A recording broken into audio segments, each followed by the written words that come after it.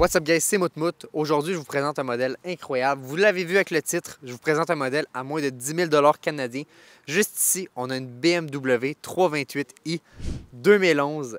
C'est vraiment incroyable parce qu'aujourd'hui, ces modèles-là se vendent entre 10 000, 8 000, 11 000. Ça va tourner autour de ça, tout dépendamment du nombre de kilométrage. Fait que je vous présente un modèle à 10 000 allemand qui est très intéressant à posséder. Et on a Ilias qui est propriétaire du véhicule qui va venir nous le présenter dans le plan juste après. Premièrement, il est incroyable. On parle d'un véhicule de 1,5 tonne, donc 1500 kg, qui est assez lourd, je vous dirais, pour le véhicule, mais au niveau de la puissance, on a quand même beaucoup de plaisir. Je pense que c'est un véhicule parfait à posséder comme premier véhicule qu'on veut peut-être modifier ou on veut quelque chose d'assez performant. Je pense que c'est parfait pour ce type de BMW-là. Donc, à tout de suite, on va se retrouver avec Ilias pour la présentation de son véhicule.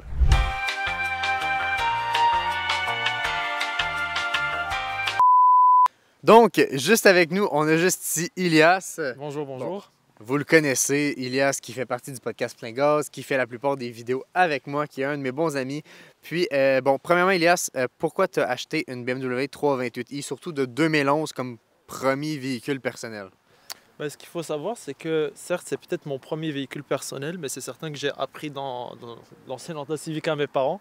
Donc, ce qu'il faut savoir, c'est que voilà, après ça, quand j'ai eu. Tu sais, j'ai attendu quand même longtemps avant d'avoir mon premier véhicule. Je l'ai acheté, tu sais, quand même quand j'avais 21 ans. Fait que j'ai quand même attendu beaucoup, mais j'ai acheté ça parce que je voulais avoir quelque chose qui était abordable, mais qu'avec quoi on pouvait avoir du plaisir. Honnêtement, la E90, on l'appelle celle-là la E90 ou bien 328i de 2011. C'est un véhicule que j'aime beaucoup le style, j'aime beaucoup le moteur, j'aime beaucoup un peu la philosophie du véhicule, c'est pour ça que je l'ai acheté. C'est sûr que les concurrents principaux pour ce véhicule-là, c'est la A3 ou la C300, C250 de ces années-là, la W204 pour les gens qui connaissent. Moi, je suis plutôt allé vers celle-ci parce qu'elle était un petit peu plus abordable que la Mercedes. Et honnêtement, je ne voulais pas avoir l'Audi A3, surtout que à ces années-là, il y avait beaucoup de problèmes avec la courroie de distribution à la chaîne, etc. Chose qu'on n'a pas énormément sur ces véhicules-là. Là, tu me parles de Audi ou peu importe. Oui. Toi, personnellement, niveau visuel, tu es allé vers BMW pour le visuel ou plus parce que tu as fait une recherche au niveau du moteur et de la fiabilité? Oui. C'est vraiment un peu de tout. Non seulement j'aime beaucoup le visuel de ce véhicule-là, mais aussi au niveau du moteur, c'est un moteur qui est vraiment bulletproof, si on veut dire les termes. C'est un des derniers moteurs d'ailleurs autant fiable que BMW ont sorti ces dernières années. Parce que ce qu'il faut savoir, c'est qu'aujourd'hui, il y a deux types de personnes. Il y a des gens qui savent que, par exemple, le moteur il est fiable, et en même temps, tu as d'autres gens qui disent « Ah, ça pète tout le temps, etc. » Ce qu'il faut savoir, c'est que le moteur, en soi, il est fiable, mais ce n'est pas le moteur qui pète, c'est tout ce qu'il y a aux alentours. Quand je vous dis, par exemple, sur ces véhicules-là, il y a une maladie qui est vraiment connue, c'est le thermostat et la pompe à eau. La pompe à eau, c'est parce que dans ces années-là, d'ailleurs, ce véhicule-là, il est sorti la première fois en 2006. Il était manufacturé jusqu'en 2011. Deuxième phase, ça c'est une phase 2, donc il a été restylé en 2008. Mais ce qu'il faut savoir, c'est qu'à ces moments-là, BMW sont allés vers une pompe électronique plutôt que mécanique, d'où pourquoi la fiabilité de la pompe à eau est remise en question. Donc, ça c'est la première des choses. Le moteur, la fiabilité, j'aime beaucoup, et le visuel. Aussi, l'intérieur, je l'aime beaucoup. Surtout que tu l'as gardé très propre. L'intérieur, vous allez voir tout à l'heure, l'intérieur est d'une perfection, il est en parfait état. Là. Oui, puis tu sais, ce que j'aime beaucoup d'ailleurs de ces années-là, de BMW, en fait de beaucoup de fabricants là, allemands qu'on a perdu malheureusement ces derniers temps, c'est le fait que, tu sais, ça c'est une série 3. Mais c'est vraiment distingué série 3. Parce que dans le temps, si tu voulais une série 5, tu avais un intérieur qui était complètement restylé, Alex. Ouais. Une série 7, c'était encore plus restylé. Aujourd'hui, par exemple, je te donne un exemple Mercedes. Que tu prennes un GLC, que tu prennes un GLE, GLS, c'est toute la même chose. Ouais. Tu as un gros écran, le même intérieur. Il n'y a pas de « Ah, je me sens... » Il n'y a pas de... Il n'y a pas de « Ah, je me sens... Je me sens mieux parce que j'ai un GLE plutôt que j'ai un... » Donc c'est ça un peu qu'on a perdu. Mais ce véhicule-là, je l'aime beaucoup, honnêtement. Ouais, pour divers ça. Puis quelqu'un qui... tu sais, le vidéo, il s'adresse pas mal plus aux nouveaux... détenteurs de permis de conduire ou encore à tous ceux qui cherchent un véhicule un peu aberrant, un petit véhicule de coiffeuse miteux, comme on dit, qui cherchent un véhicule qui est performant puis qui va avoir du plaisir comme premier véhicule, c'est pour des jeunes plus. Est-ce que tu recommandes ce véhicule-là après, tu sais, ça t'a-tu coûté cher ou peu importe? Est-ce que la personne qui clique sur la vidéo qui dit « Hey, j'ai regardé une vidéo, le gars il dit ça », qu'est-ce que tu recommandes toi personnellement? Est-ce qu'il faut avoir un budget quand on achète ce type de véhicule-là? Peu importe, vas-y. Explique-toi en regardant la caméra. C'est une très bonne question, Alex. Honnêtement, si c'est ton premier véhicule, c'est-à-dire que tu n'as pas appris sur aucun autre véhicule et tu viens d'avoir ton permis, c'est lui que tu achètes, c'est vraiment pas ce que je te recommande pour diverses raisons. Tantôt, on va parler un peu des points un peu moins bons de ce véhicule-là, mais ce qu'il faut savoir en gros, c'est consommation de l'essence, ça va être aussi prix du gaz, parce que sur ces véhicules-là, en fait les Allemandes, etc., c'est du gaz suprême. Donc au niveau du gaz, ça va pas te coûter, ça va pas rien te coûter, ça va te coûter quand même assez cher. Aussi au niveau des réparations, si tu fais un changement d'huile sur une BM, c'est pas faire un changement d'huile sur une Civic. Moi, je me rappelais dans le temps, mes parents, un changement d'huile sur une Civic, c'était entre 50 et 75. Moi, un changement d'huile, ça me coûte 150 $. Là, par contre, si tu achètes un véhicule comme ça, fortement, je te recommande que tu as les moyens de l'assumer si jamais il tombe en panne ou quoi que ce soit. Il faut avoir un fonds à côté parce que si tu achètes ça comme premier véhicule, il faut faire vraiment attention. Puis, ceci dit, moi, je l'ai eu à 120 000 kilos. Puis il faut savoir que 120 000 kilos, c'est vraiment peu pour ces véhicules-là, pour ces moteurs-là. Mais malgré ça, ça se voit que quand je fais l'entretien, etc., que ce n'est pas un véhicule qui est normal, qui coûte un petit peu plus cher que la moyenne. Donc honnêtement, si tu es jeune et que tu veux ça, si tu as les moyens, oui. Mais si c'est ton premier véhicule et que tu n'as pas les moyens pour les réparations, etc., va pas avec ça, honnêtement. Je pense que c'est une bonne réponse. Ça répond pas mal à vos questions. Donc, honnêtement, comme disait Ilias, je pense que ce que je vous conseille, quand vous écoutez une vidéo, même, je pense que c'est un des bons points, ou quand vous recherchez sur Marketplace ou peu importe, vous recherchez un véhicule à acheter, je pense que c'est pas l'idéal. Pratiquez-vous, ayez votre premier véhicule pour savoir, on prend une Honda Civic par exemple, pour savoir à quel point la première hiver, si tu commences en BMW, ta première hiver, surtout si tu n'as pas du 4 roues motrices, ben peut-être que tu vas t'affoutre dans le mur ou dans le banc de neige. Faut avoir un peu d'expérience avant d'embarquer sur ce type de véhicule qui est un peu plus puissant, c'est sûr. Là. Moi, je résume toujours cette époque-là de premier véhicule comme les frayeurs, j'appelle ça. Ouais, c'est tes premières frayeurs en véhicule. Tes premières fois où est-ce que tu essayes des petits trucs, ça passe pas, mais tu te fais peur avec. Ouais. Si tu veux essayer ça, fais-le avec une Civic, fais pas ça avec ça. Mais pas en danger les autres aussi. Exact. Ça, c'est très important aussi comme message. Si jamais tu as mon âge, c'est 20, 21 ans, puis tu veux quelque chose comme ça, tu as commencé avec quelque chose de bas, puis tu voudrais quelque chose monter un peu plus, puis tu as le budget, etc. Vraiment, comme véhicule, c'est très bon. Honnêtement, c'est en termes de prix, je trouve que c'est difficilement battable avoir un véhicule 4 portes, 4 roues motrices, puis que ça soit intérieurement, extérieurement joli, en fait qu'il soit joli esthétiquement. Surtout que ça va faire tourner des têtes. Les gens qui connaissent pas, tu sais, t'as 20 ans, 21 ans, tu te promènes avec ce type de véhicule-là. Les gens qui connaissent pas peuvent dire « Hey, il roule en BMW, ça vaut cher en tant que tel. Oui, mais au final, ça vaut pas tant cher que ça. Là, on est autour de 10 000, on va dire. Moi, je l'ai acheté à taxe incluse 11 000. Mais tu sais, aujourd'hui dans le marché, ça vaut 7, 8, 9 à peu près, bien sûr, dépendamment des conditions, dépendamment des options. D'ailleurs, les options, on va en parler tout à l'heure sur celle-ci, elle est quand même très bien optionnée. Mais oui, on est aux alentours d'entre 7 et 10. Pour la suite, Ilias, je ne sais pas si tu peux nous ouvrir le capot moteur. On va commencer tout de suite en parlant de la performance de ce véhicule-là. Puis pourquoi pour 10 000 $, ce véhicule-là en vaut peut-être la peine si tu veux quelque chose d'un peu performant pour avoir du plaisir. Donc juste ici, on a le capot moteur. On vous met des images à l'écran. Ilias, niveau performance? Niveau performance, c'est vraiment pas ridicule. Tu sais, on a 230 chevaux. Pour 1,5 tonne, rapport poids-puissance, ça va super bien. Tu sais, j'ai pas de misère à m'insérer sur l'autoroute. Là. Ça va très rapide, c'est quand même très bon. Dans le fond, ça, c'est un 6 cylindres en ligne. D'ailleurs, il n'y a pas de turbo sur ce véhicule-là. Ça a ses points forts, ça a ses points plus faibles. Tu sais, son point fort, surtout, ça va être, premièrement, tu n'as pas de turbo, donc tu n'as pas de problème de turbo. C'est quelque chose qui arrive quand même assez souvent sur les BMW. Donc ça, on n'a pas ce problème-là là-dessus. Ce qu'on a par contre, c'est, vous allez voir que l'échappement, il est quand même, le son, ça fait un joli son, ça fait vraiment un très joli son, le 6 cylindres, ça consomme un petit peu plus. C'est dépendamment de la conduite, on est entre du 11 et du 13 litres au 100. Ce qui est beaucoup. Ce qui est vraiment beaucoup, honnêtement, vraiment beaucoup. On a une tank de 65 litres à peu près pour l'essence, 60-65 litres. Sinon, ce véhicule-là, il a été fait en 3 gammes, 4 gammes plutôt. Il s'est fait en 323i. 323i, il développait 200 chevaux. Ensuite, la 328i, avec un petit peu plus d'options intérieurement, développe 230 chevaux, c'est ce que j'ai ici.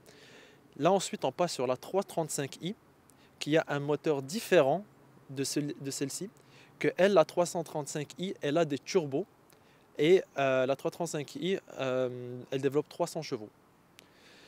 Ensuite, c'est la M3. La M3, ouais.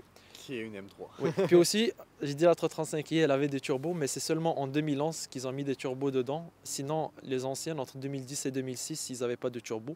Mais le moteur de la 335i, il est connu sous le nom N54. Le moteur de la 335i, il est connu sous le nom N54.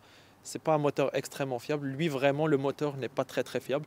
Par contre, ce moteur-là, sur la 323i et 328i, c'est quelque chose qui est relativement très fiable, honnêtement. J'essaie de regarder en ligne. Est-ce que tu sais le 0-100, c'est combien de temps? On tourne aux alentours de 6 secondes. Le 0-100, c'est entre 6 secondes et 6,5 secondes. Allez. Ce qui est quand même bien pour un véhicule, comme je le rappelle, on parle d'un véhicule à bas prix, qui est quand même performant, qui a un beau style et tout. Fait à date, là, ça vaut peut-être la peine. Puis niveau réparation, est-ce que ça t'a coûté cher à date? Est-ce que tu as fait beaucoup de réparations? Honnêtement, pas de temps. J'ai eu un petit problème à un moment donné. Ce que je veux vous dire, oui, ça coûte quand même assez cher, là, surtout si vous cassez quelque chose.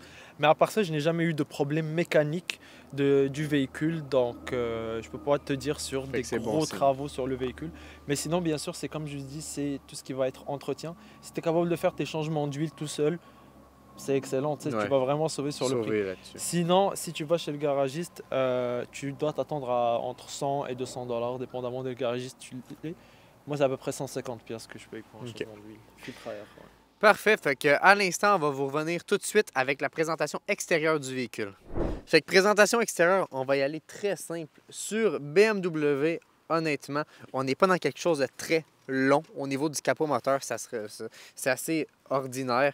Quand je parle des grilles juste ici, moi, je les trouve exceptionnelles. C'est sûr que les grilles aujourd'hui, qui sont beaucoup plus grosses dans la plupart des BMW, je prends la 440i, 435i, on parle. C'est les nouvelles grilles qui ressemblent quasiment à du électrique, quasiment à la i4.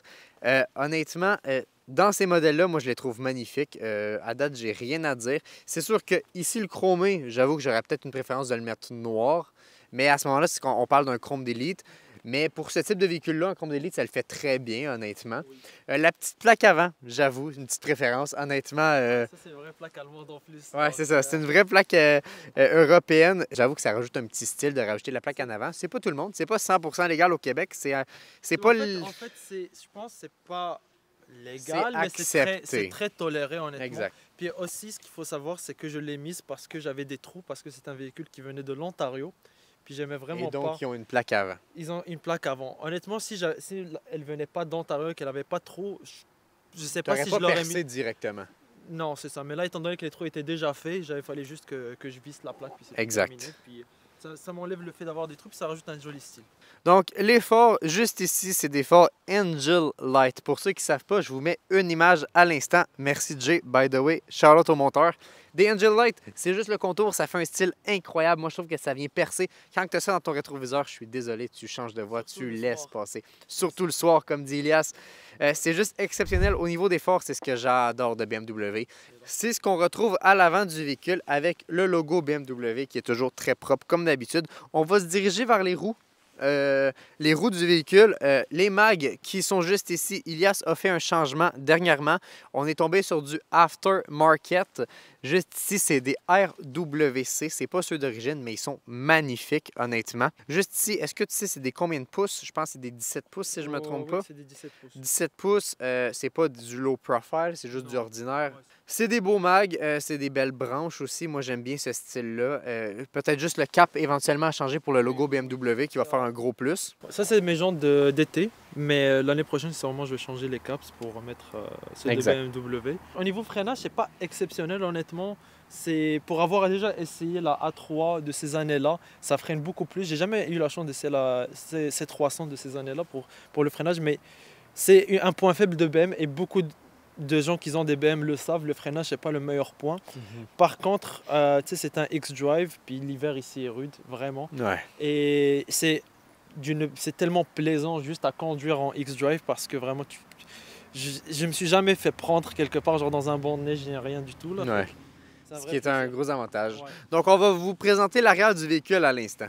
Comme vous le savez, je suis un très grand fan d'enlever les badges à l'arrière, mais j'aime beaucoup le fait qu'Ilias les a gardés. Je trouve que ça rajoute un petit style sur ces modèles-là. C'est un badge d'origine, là, honnêtement, Exact. je vois pas le point de le retirer. Ouais, c'est ça. Au niveau des pots d'échappement, c'est quand même assez agressif. On a les deux pots qui ressortent quand même beaucoup. Les petites lumières qui sont très belles. Je vous dirais, c'est un derrière assez récurrent chez BMW, assez populaire. On n'a pas de caméra arrière, on n'a pas de caméra de recul. À la limite, éventuellement, quelqu'un qui cherche à acheter ça, peut-être une petite... Moi, si c'est un petit aileron, ça va être celui d'origine qui venait peut-être avec les 335i, mais rien d'abusé. Rien d'abusé. Donc, on va passer tout de suite à l'intérieur du véhicule pour qu'on puisse donner notre point de vue puis la qualité intérieure, surtout qu'Ilias la garde en parfait état. Juste ici, on se retrouve à l'intérieur de la BMW. Honnêtement, la qualité est exceptionnelle. Je vous mets quelques plans à l'écran pour montrer la qualité du volant, la qualité de tout ce qui se passe. On dirait que c'est neuf. Moi, je trouve ça exceptionnel. Ton véhicule, tu l'as gardé dans une qualité incroyable, même au niveau du cuir ou peu importe. C'est pas un cuir qui a été lustré, tu vois que tu y fais attention, peu importe, puis c'est très cool. Au niveau des deux cadrans, juste ici, on est dans des cadrans qui ne sont pas digitales. Et c'est sûr qu'on parle du 2011, là, ça se faisait pas nécessairement. Mais on a la petite vitesse qui a été rajoutée juste ici de manière... on l'a codé. Donc on l'a codé, exact. C'est une petite option cachée que tu peux coder pour avoir la vitesse. Sinon, si tu cliques par exemple, Alexis, sur le bouton qui est ici, je vais avoir l'autonomie qui reste pour combien de kilomètres avant le plein, vitesse moyenne, consommation moyenne. Là, j'ai consommé 11,7 litres au 100. Exact. Donc cette semaine, donc c'est vraiment pas si pire. Bon, c'est pas si pire entre guillemets, mais ça va. C'est très cool, honnêtement. Lorsqu'on passe à l'écran, je pense que c'est ça l'avantage. On parle de 2011, on a un écran intégré, un GPS intégré, on a tout. C'est assez incroyable. Bon, tu sais, c'est des multimédias, j'ai du Bluetooth, fait que c'est super nice, j'ai du aux, j'ai du USB pour charger, j'ai la radio, le téléphone même. Donc ça c'est fou. La navigation, bon, c'est sûr que c'est un GPS de 2011, c'est pas ce que je vais utiliser. Je vais souvent mettre mon téléphone puis mettre Maps à côté. Mais tu sais, le fait de par exemple juste avoir le téléphone, parce que je n'ai pas besoin de naviguer sur mon site, c'est quand même quelque chose qui m'aide. Puis à savoir qu'en plus de ça, vous pouvez acheter un petit boîtier sur ces modèles-là qui coûte à peu près 300 $. Vous mettez ça en bas de votre boîte à gants, puis ça vous permet d'avoir le CarPlay. Honnêtement, tu bandes les yeux à quelqu'un, il rentre dans le véhicule avec le CarPlay, il te dit « Ah, c'est un véhicule de 2016-2017 Ouais. ». Mais non, c'est quand même assez fou. En termes d'options, qu'est-ce qu'on a? On a dans le fond un volant chauffant. Et ça, c'est super cool. Régulateur de vitesse, pas adaptatif, mais régulateur. Ce qui est normal. Ce qui est normal. Banc chauffant, pas de banc ventilé par exemple. Climatisation Bison. Radio, bien sûr. Ici, boîte à gants. Plusieurs options. J'ai un toit ouvrant sur cette voiture-là. Ici. Ça, c'est quand même cool. Aussi, option très rare. Très rare même sur ces véhicules-là. C'est l'option ici Harman Kardon. Donc pour ceux qui connaissent, dans le fond, le système de son Harman Kardon, c'est comme une option qui est rajoutée. Ça fait un très bon son, puis on entend vraiment la différence. Sinon aussi, à ta gauche, Alexis, tu as des paramètres pour ajuster le siège. Mais tu as aussi les sièges mémoire, chose aussi qui était une option dans le temps. Puis ça aussi, je l'ai du côté passager. Deux défauts que je reproche à ce véhicule-là. Deux défauts en termes de design sur ce véhicule-là, ou même limite qualité de fabrication, ça va être la poignée qui est ici. La poignée qui est ici, c'est une maladie dans l'intérieur de ces générations-là. C'est qu'avec le temps, elles fond. Puis quand elles fond, elles commencent à coller et on a des résidus noirs qui sortent d'ici. Donc ça, c'est comme quelque chose que je vais remplacer dans pas très longtemps. De plus, pour vous dire comme quoi j'ai eu la poisse, ici, nous avons les cup holders. En termes de design, c'est vraiment pas quelque chose de très beau. Puis j'en ai un ici. Puis là, vous avez vu que je l'ai tiré parce que cette semaine-là, il s'est cassé. Puis ça casse tout le temps. Cette semaine en plus. Cette semaine-là. J'étais comme, oh, ça va être super pour la vidéo. Je suis chanceux qu'il fonctionne. Mais non, ça a cassé. Donc il faut que je retire ça puis l'échanger. Sinon, à part ces deux défauts-là, qualité de fabrication, J'ai rien à reprocher sur le véhicule, honnêtement. Non, le véhicule est en parfait état, c'est très bien. J'ai tout. Puis, tu sais, les contours orange le soir, ça rajoute vraiment de Ouais, l'effet. c'est sûr. Je pense qu'on peut passer à l'arrière du véhicule. On peut passer à l'arrière. Par contre, une dernière option que j'aimerais parler, ça va être plutôt à l'extérieur qu'on va pouvoir le voir. Yacine, si tu veux venir voir l'extérieur du véhicule. Bien sûr. Comme je vous ai dit, le véhicule étant quand même bien optionné, j'ai aussi une bonne option que honnêtement, je pensais pas que j'allais utiliser autant. Quand même assez incroyable, c'est ici le fait que j'ai la clé dans les poches. Juste besoin de faire ça de même. Le véhicule, il se déclenche automatiquement, puis je suis capable de rentrer. Donc en ayant les clés dans la poche, puis de le démarrer aussi sans mettre le contact. Puis admettons que je veux partir, ben, j'ai juste à cliquer ici, puis ça se ferme automatiquement, puis je peux partir. C'est incroyable. Puis honnêtement, 2011, là. au début je l'utilisais vraiment pas, je suis comme, je vois pas je vois pas pourquoi je vais le faire, mais après ça, t'es comme, c'est devenu un réflexe, j'ai même plus besoin de sortir la clé, honnêtement. Je viens de m'asseoir à l'intérieur du véhicule. Honnêtement, on est très confortable. C'est ce qui est assez surprenant. On a du 3 places à l'arrière. Honnêtement, ça rentre à 2. Celle au milieu, on est vraiment coincé. Surtout quand la console est ici au milieu. Pour la transmission, ça prend énormément de place. Fait que je pense qu'à 3 à l'arrière, on devrait être trop serré. Mais au niveau des pieds, j'ai quand même beaucoup d'espace, qui est assez surprenant. On est bien. Juste ici au milieu, on a toutes les options pour l'air climatisé et tout. On est bien, on a baissé, monté la fenêtre et c'est pas mal tout. Honnêtement, on est très confortable et j'ai rien à dire. Juste ici, on se retrouve à l'arrière de la voiture. Je vais vous présenter tout de suite le coffre.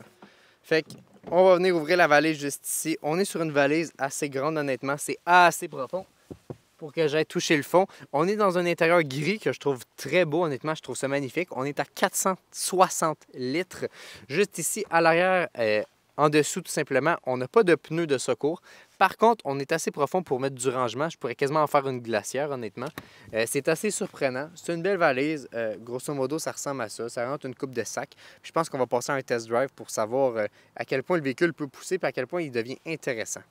OK, on est à l'intérieur du véhicule. C'est Yacine qui va faire le premier test. Il a testé juste une fois une BMW dans sa vie. Fait qu'on va le voir tester celle-ci. Allons-y, On allons-en. va faire un petit tour. Je te parlais du volant. Le volant est très rigide chez BMW. Tu vas tourner à droite ici. Ah ouais, c'est parfait. Je me sens comme à mon examen pratique de la SAC. On va tourner à droite ici. Yacine, Oui. il est où le mode sport dans cette BM? Question pourtant. Juste une fois, c'est tout.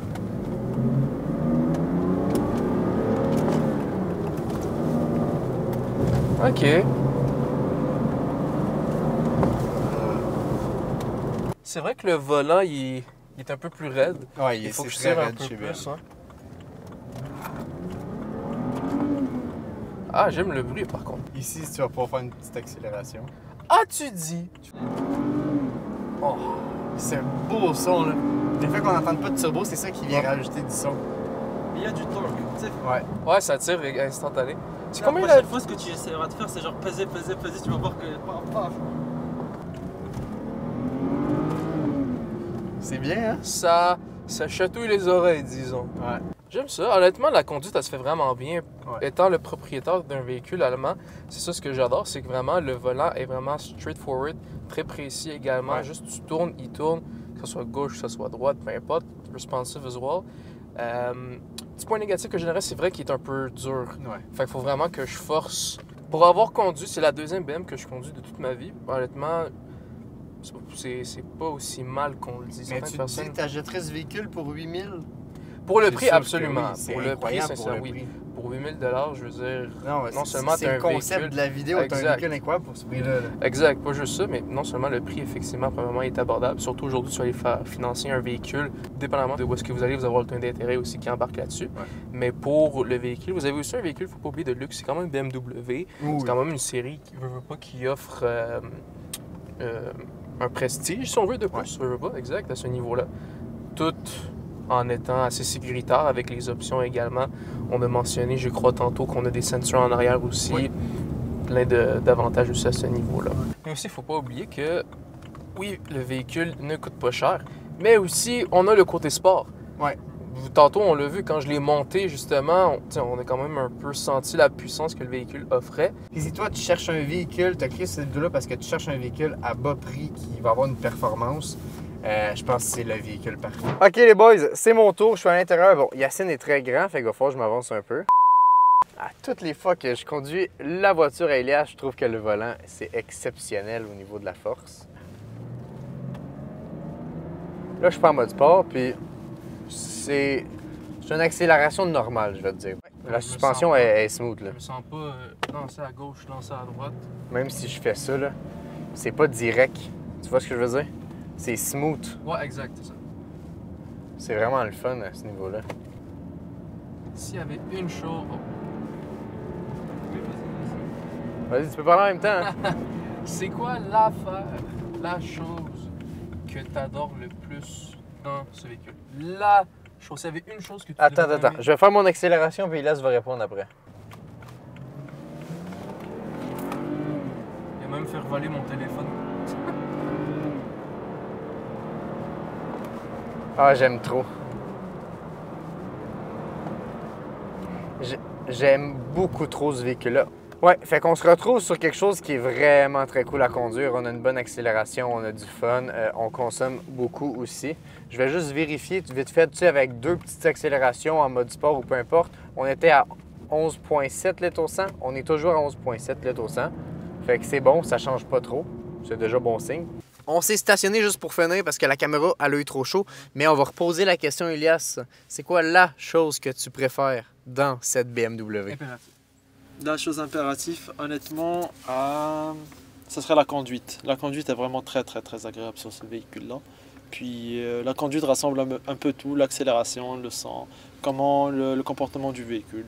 C'est un mix parfait de tout ce qu'on recherche en général dans un véhicule. Dans une petite compacte, petite compacte, plutôt dans un véhicule une petite sédan. Ok guys, j'espère que vous avez aimé la vidéo sur la BMW à moins de 10 000 $. On est sur une 328i de 2011. J'espère que vous avez aimé la présentation un peu du fait qu'on laisse le propriétaire, donc Elias, présenter le véhicule. J'espère que vous avez aimé. Si vous avez un véhicule que vous voulez présenter, n'hésitez pas à m'écrire. On est toujours ouvert là-dessus. À part ça, on a-t-il quelque chose à dire? Non, portez-vous bien, puis c'est sûr qu'on se retrouve. Puis abonnez-vous. Abonnez-vous aussi. On se retrouve alors pour d'autres vidéos. Puis n'oubliez pas d'aller voir notre nouveau podcast. Exact. Nouveau podcast Plein Gaz qui est disponible sur Spotify, Apple Podcasts et YouTube. Merci à tous.